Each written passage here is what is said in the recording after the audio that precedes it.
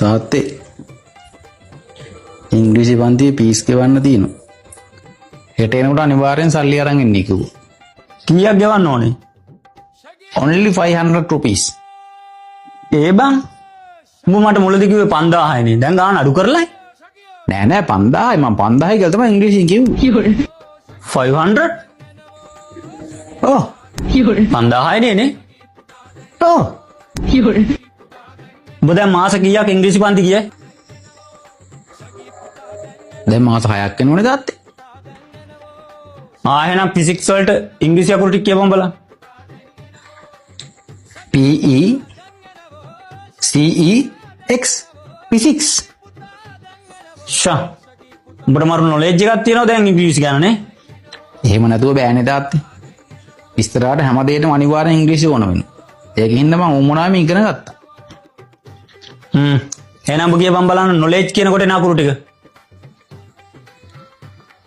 knowledge NOLOJ knowledge. උඹට ෂුවර්ද? ඕ sure. එහෙනම් මේකත් කියපන්කෝ. පීස් කියනකොට එන අකුරු ටික කියපන්. පීස් කියන්නේ තාත්තේ PES පීස්.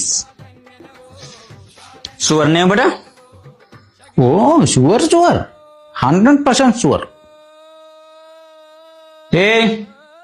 මේ නෝක පොඩ්ඩක් කොල්ලක වැඩ පෙන්නන්න. එහෙනම් අම්මටත් පේන ගැම්මටම කියපන්කෝ පුතේ 100 කියන්නේ කීයද කියලා. කිරි කඩු වගේ ප්‍රශ්න අහන්න එපා තාත්තේ. 100 කියන්නේ 1000 කියලා ඕන පොඩි එකෙක් දන්න ඕනේ. ටිකක් අමාරු ප්‍රශ්නයක් අහන්නකෝ. කොහොමේ දැක්කනේ කොල්ලගේ වැඩ? පේනෝ. ඔය විකාර බලන්න නෑ මට නිදිමතයි මං යනවා. කොහොම කියපන් පුතේ මදර් කියනකොට එන අකුරු ටික. මදර් කියන්නේ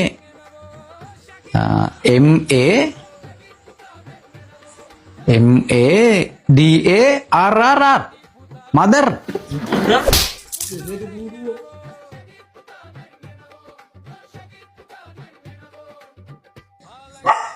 කියපන් ඉතින්. A for apple. යකෝ තෝ ක්ලාස් ගිහලා මොනවයි කරේ?